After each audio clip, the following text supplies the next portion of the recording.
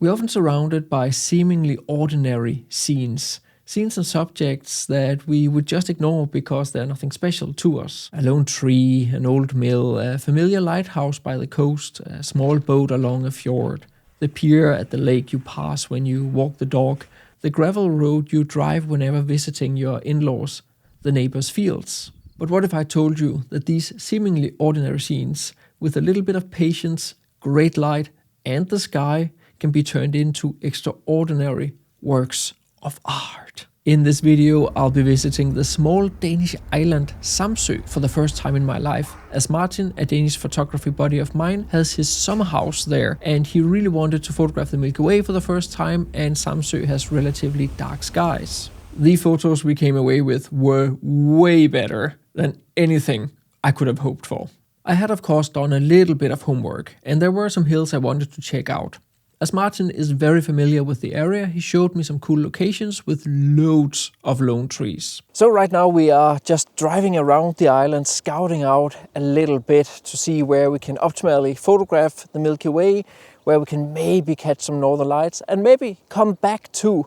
And in doing so, we actually came by here in the middle of the day, a beautiful halo up here in the sky. So this here is actually a very beautiful phenomenon where the sunlight hits some ice crystals in these upper clouds way up in the atmosphere and creates this rainbow-ish halo. I actually have a page or two about that in my ebook on light that you can get down in the description.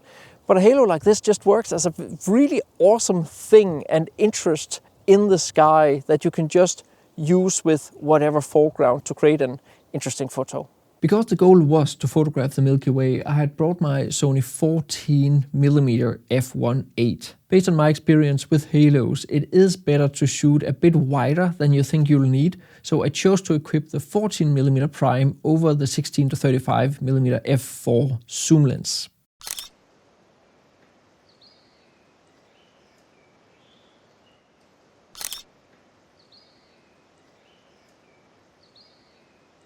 So once you have something interesting like this super impressive halo, also known as a 22-degree halo, which is the most common kind of sun halos, it really doesn't take much to take some amazing photos. Oh, this one composition here is so good. There are so many beautiful small lone trees in this area, in these hills. And right now I come by this one. To be fair, it's actually Martin who found it. And what I'm trying to do right now is to make sure that I have, as you can see here, the halo, the ring here. I want to line that up with these branches right there. So it almost feels as if the halo is carried by the tree and becomes like one with the tree. I think that composition is really cool. On top of that, I really like how the hills here in the background kind of like bends down. It gives a little bit more dynamic to the photo. Really, really cool. Another benefit of a halo like this is that you usually do have some time to react to it, as they can stick around for a good amount of time, so we could really work the scene and try many different compositions. Among others, I also tried getting a photo with this old dead tree, and it worked out so good.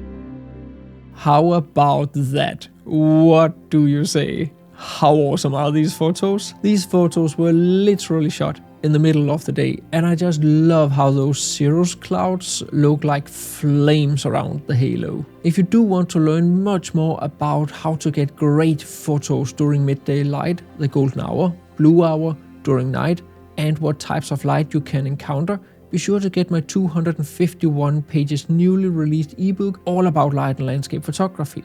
I've added extensive EXIF data to all the photos, also covering whether the photos are blended, stacked, bracketed, or I have used filters so that you get a good idea about how I photographed it. You can get the ebook standalone or bundled up with my 2 ebooks on composition and landscape photography via the link down in the description of the video. And of course, a massive thank you goes out to all of you who have already got any of my ebooks. So after a little bit of deliberation and where should we go and which one foreground do we want to use for the Milky Way, we have come to the conclusion that this mill right here is probably our best chance. So tonight we ought to have the Milky Way over here and then kind of like arching behind the mill and then over here. But the thing is, it's probably going to go through the wings here. So that can be a little bit iffy in the editing. An option could also be to have a person standing here and lighting up the mill with a head torch. I think I'll give that a go. I'm not sure if I'll end up actually making that photo, but it could be cool. And obviously with a wide angle just straight on here, where we have like the Milky Way also over here, like arching up there. I think that could also look really, really cool. Now, I've learned from experience that it's really, really hard to film and shoot during night while also photographing the Milky Way. So this is going to be how I'm going to show you what I have in mind for photographing the Milky Way and photographing the mill right here. I'm not sure I can get a whole lot of B-roll from actually photographing the mill, but you will definitely see the end results in a moment. Theoretically, I think the angle down here is also really, really good. The only problem is that you can kind of see the house here in the background, so I will have to like cut it somewhat here, because I'm not sure I want to have that house in there. But besides that, theoretically, if we don't get too many clouds by the horizon, we should be able to actually fairly easy get the shot. As Samsø also has a lighthouse in the style of many of the other Danish lighthouses, we decided to photograph it during sunset. We found out that it didn't work for neither the Milky Way nor any auroras, so with the soft golden light around sunset, this was probably our best chance to get a beautiful photo or two here.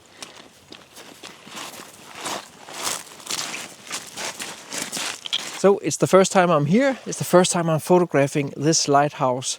And to begin with, the idea is just super simple. Straight on, the lighthouse right in the middle of the shot, getting this late evening light here to light up the lighthouse. And I'm simply just using the Tamron 28-200, around 135 millimeter, having the composition like that right there. We've spent the last 1.5 hours or so scouting out different locations. So right now it's just walking around and taking them one by one as the sun slowly sets.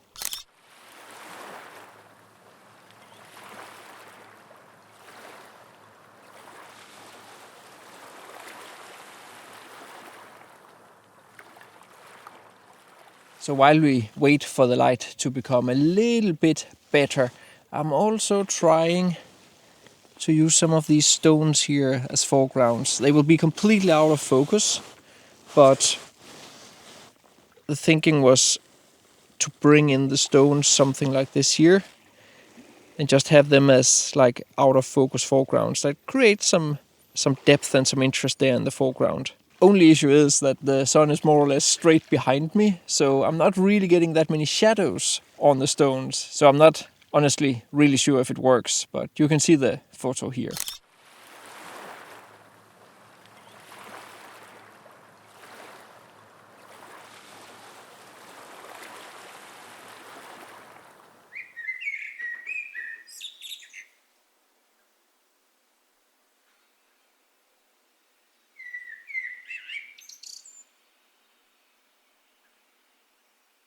So we also found all these reeds here, and I think they can work really, really well as a foreground. Now they are going to be out of focus, but if I zoom in all the way to 200 millimeter here, then I can definitely there get a shot of the lighthouse and then also have these reeds there in the foreground. And it's simply just a question about like playing around with the reeds and see how they work. Maybe there's a few taller reeds that just like comes up and you can use it to frame the lighthouse there in the background.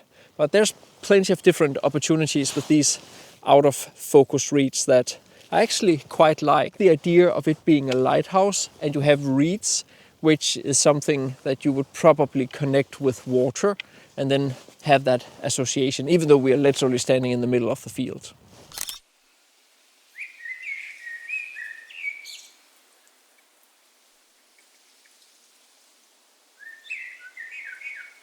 So besides the shore photo, the photo with the reeds, I also wanted to photograph this scene with the rolling hills in front. The only problem was that a little bit too late I realized that the sun was about to set down into some clouds. So I just had to run to that position and try and get the photo. I got the last tiny bit amount of glow, but I would have liked to have a little bit more glow on the fields.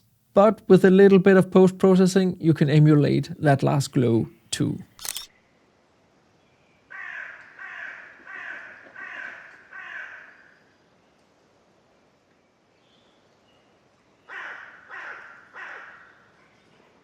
So this spring here is actually the first time in my career where I've been photographing the spring Milky Way from Denmark. And that is because the fun part of the Milky Way, the core, doesn't show before like 3 at night. And as a normal human being, which I do consider myself, I prefer to be asleep at that time of the day. It is also way easier to photograph the Milky Way during autumn because here the core shows during the evening, so you don't have to be sleep deprived the day after when out photographing it. Now there are a couple of differences between the spring Milky Way and the autumn Milky Way. So during spring, the Milky Way is like arching over the sky and the core is located towards southeast. Whereas during autumn, the Milky Way is more like straight up and down, and the core is located somewhat towards southwest. And this, of course, influences what you can put in front of the Milky Way. As this mill's wings were faced towards west, we could stand and photograph then towards east and get that arching Milky Way behind the mill. And sorry for this super grainy footage. My Sony A7C, even with a 20mm f1.8, does struggle a little bit during night.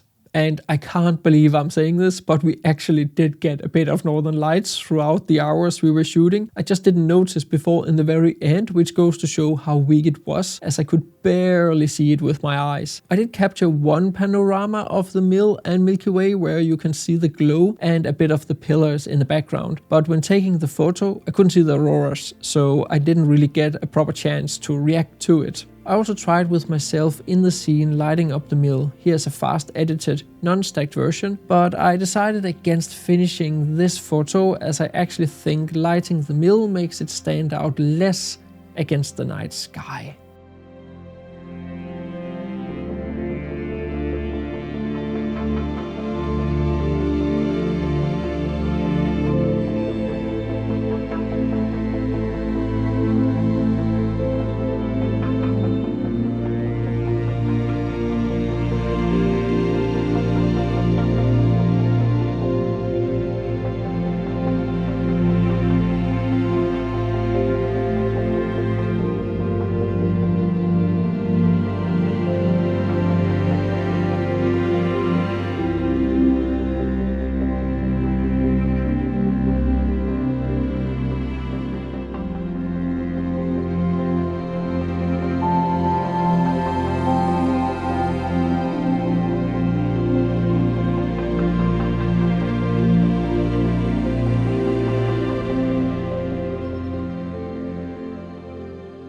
If you want to learn my techniques for editing photos, be sure to use the coupon code down in the description of the video to get $45 off my huge post-processing course, Photoshop for Landscape Photographers. It is in this course I share my techniques for editing photos, everything from introducing you to the programs over the basics and light adjustments to the harder techniques with luminosity masking, cleaning your photos seamlessly, dodging and burning, controlling and or adding glow and atmosphere, blending layers in photos, controlling light and colors, and much more.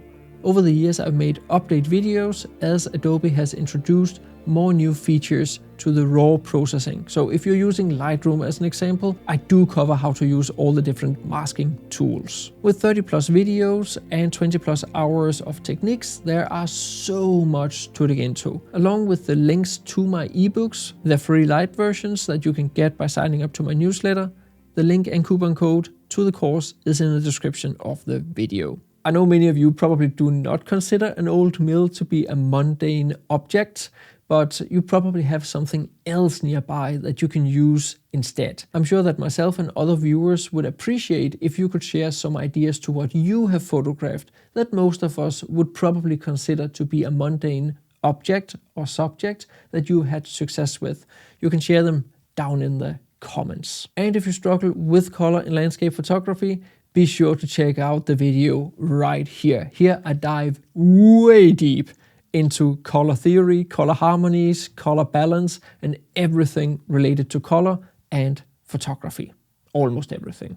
I don't share history of color photography. Anyway, check it out here.